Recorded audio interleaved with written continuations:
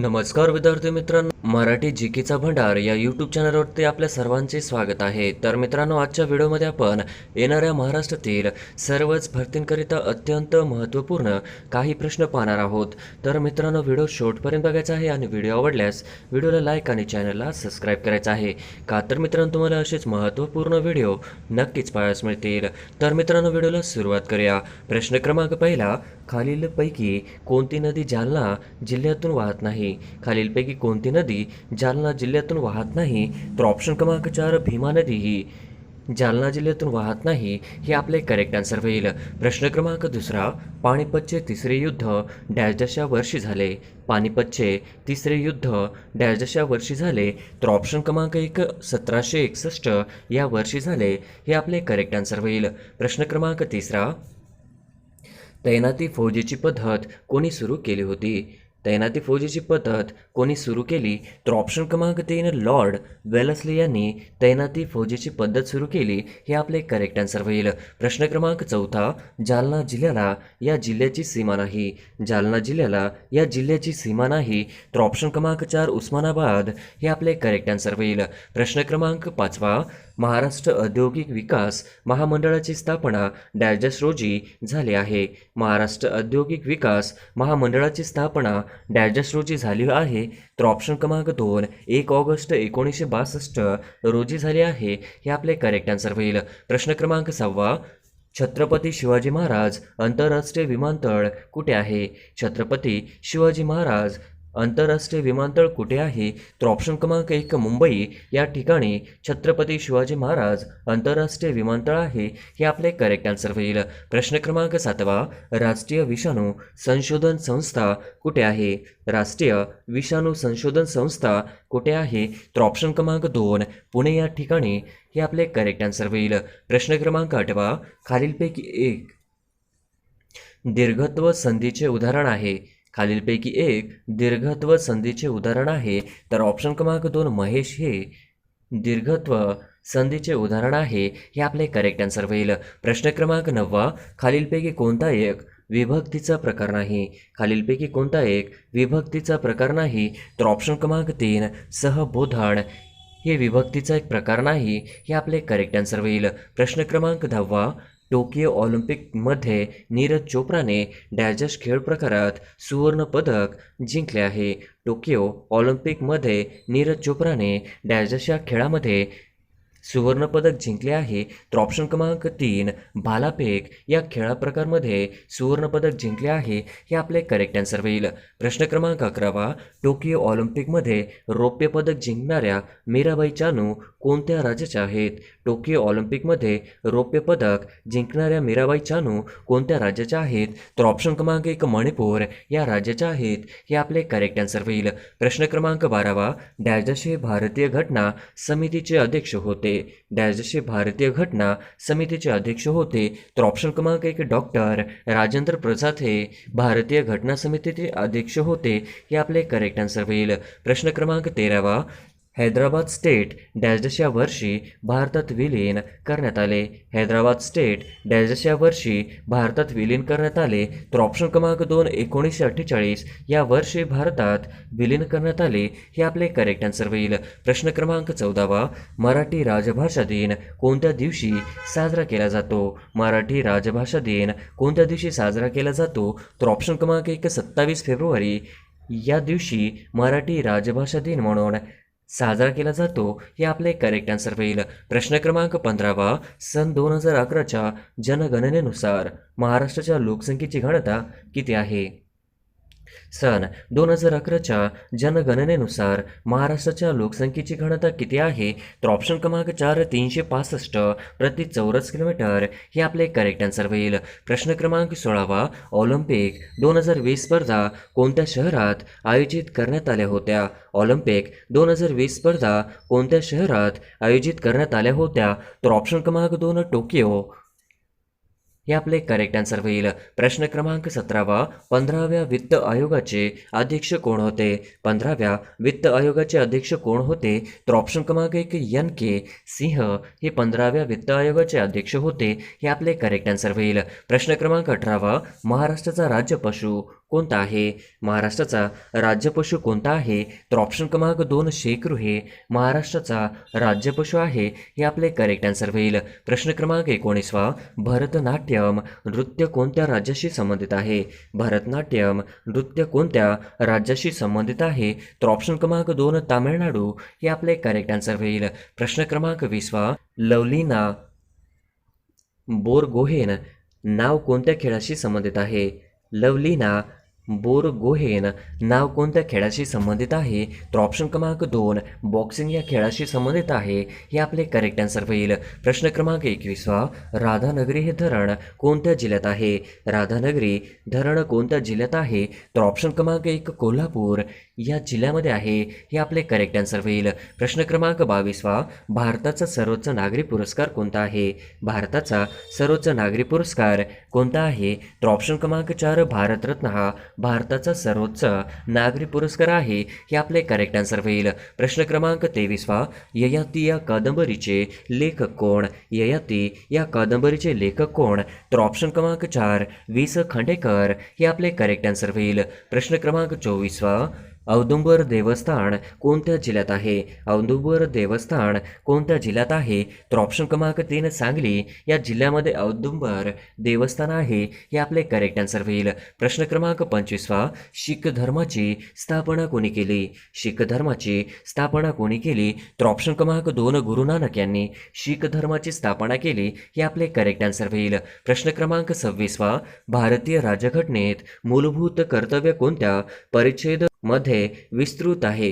भारतीय राज्यघटनेत मूलभूत कर्तव्य कोणत्या परिच्छेदमध्ये विस्तृत आहे? तर ऑप्शन क्रमांक 4 51 हे आपले करेक्ट आन्सर होईल. प्रश्न क्रमांक 27 खालीलपैकी कोणता दगड आग्नेय आहे?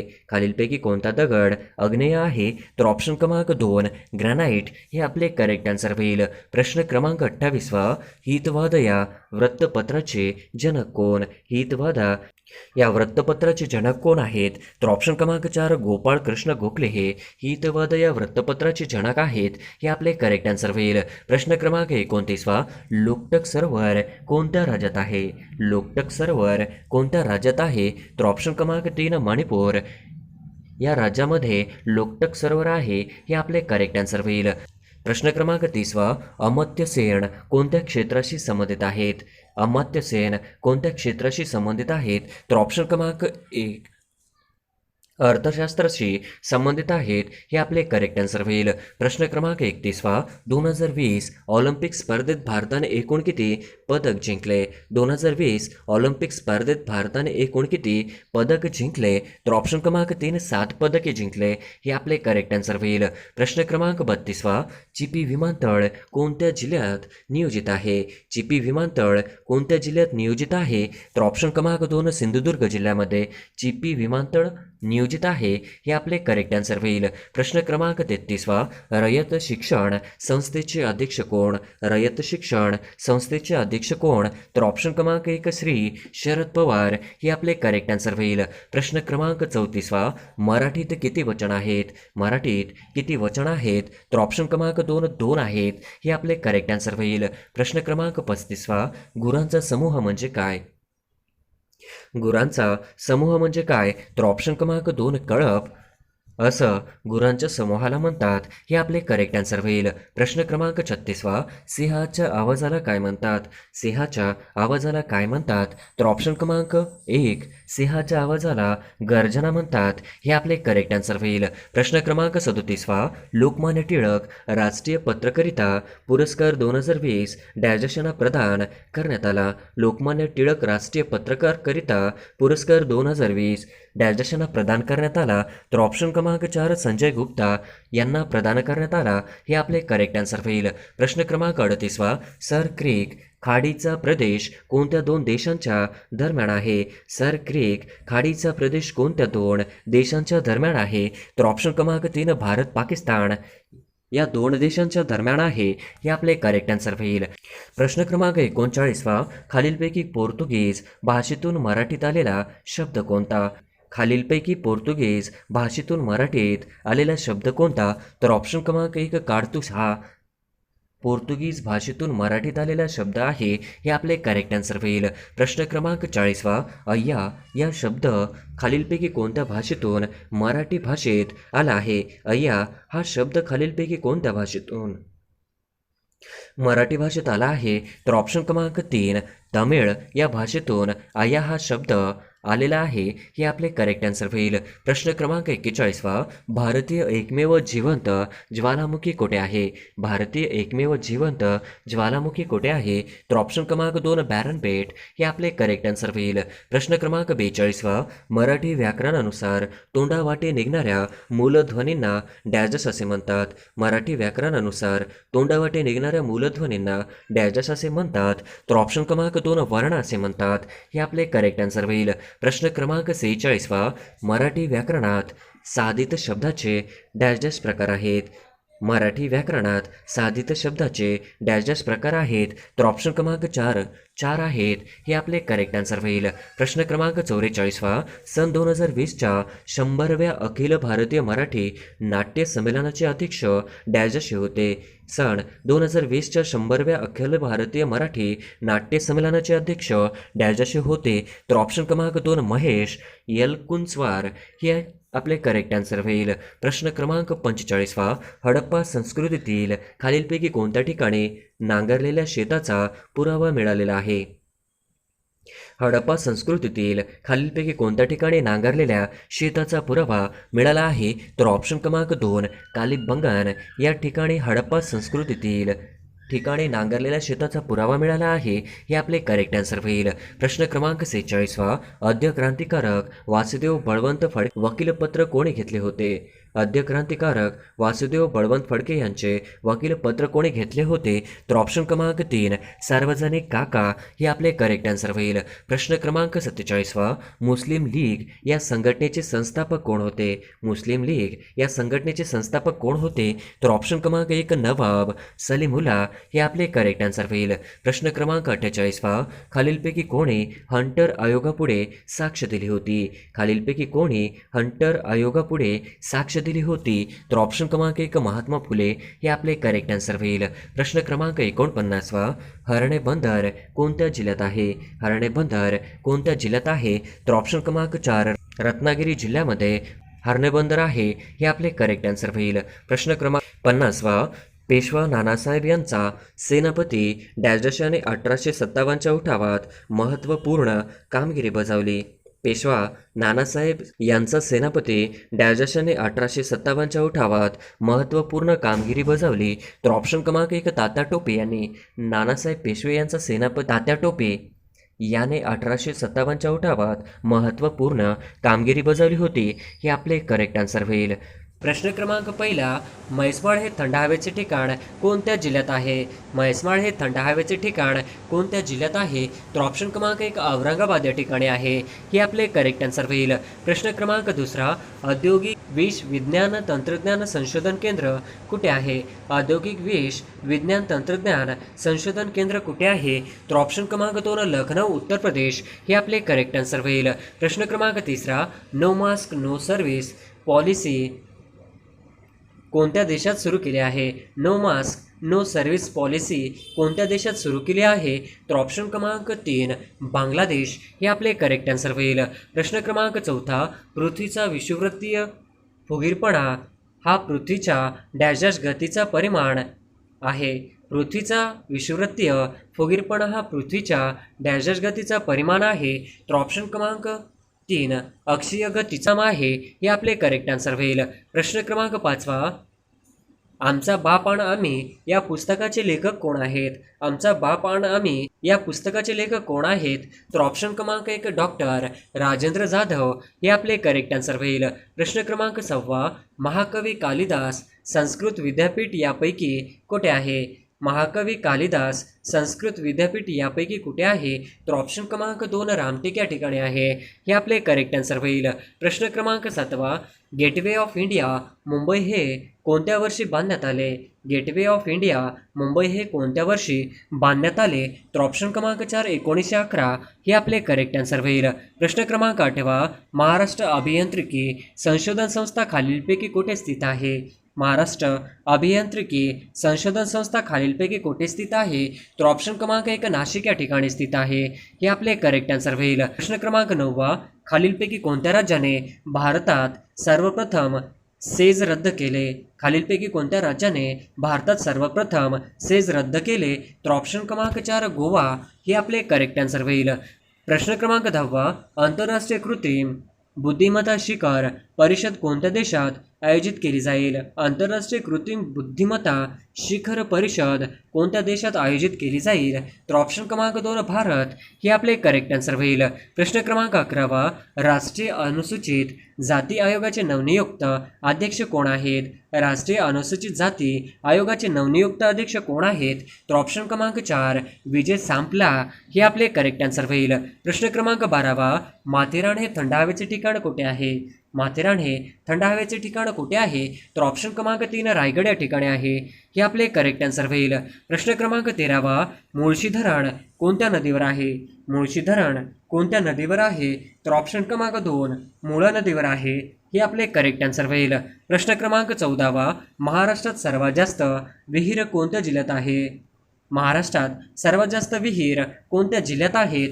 तर ऑप्शन क्रमांक 1 अहमदनगर हे आपले करेक्ट आन्सर होईल. प्रश्न क्रमांक 15 भारतातील यारलांग जंगबो नदी कोणत्या नावाने आहे? भारतातील यारलांग जंगबो नदी कोणत्या नावाने आहे? तर ऑप्शन क्रमांक 3 ब्रह्मपुत्र नावाने आहे. हे आपले करेक्ट आन्सर होईल. प्रश्न क्रमांक 16 द लास्ट गर्ल हे कोणाचे आत्मचरित्र आहे? द लास्ट गर्ल हे कोणाचे आत्मचरित्र आहे? तर ऑप्शन क्रमांक 2 नादिया मुराद हे आपले करेक्ट आन्सर होईल.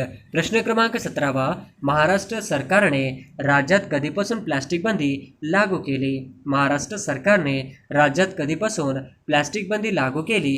तर ऑप्शन क्रमांक 2 23 जून 2018 हे आपले करेक्ट आन्सर होईल. प्रश्न क्रमांक 18 गिरिस्तानची राणी हे भौगोलिक उपनाम खालीलपैकी कोणत्या शहरांशी संबंधित आहे?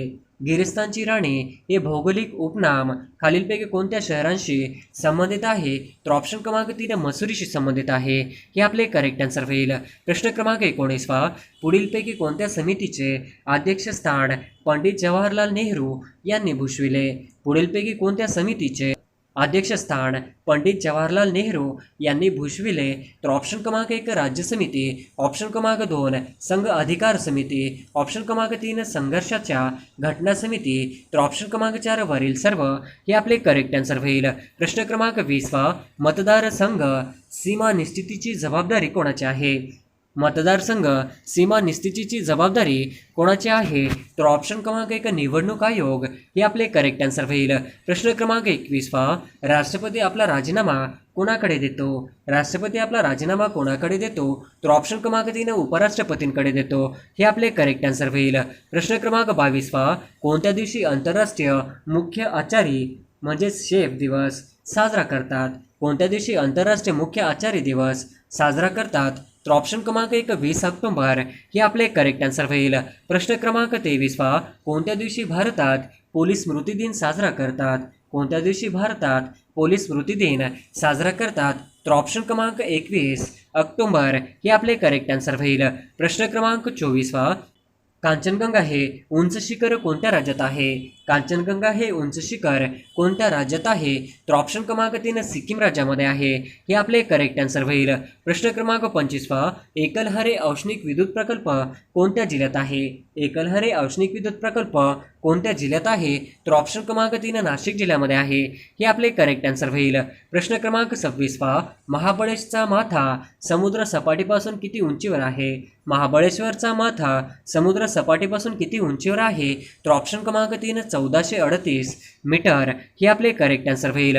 प्रश्न क्रमांक 27 खालीलपैकी कोणते शहर महाराष्ट्राची सांस्कृतिक राजधानी म्हणून ओळखले जाते? खालीलपैकी कोणते शहर महाराष्ट्राची सांस्कृतिक राजधानी म्हणून ओळखले जाते?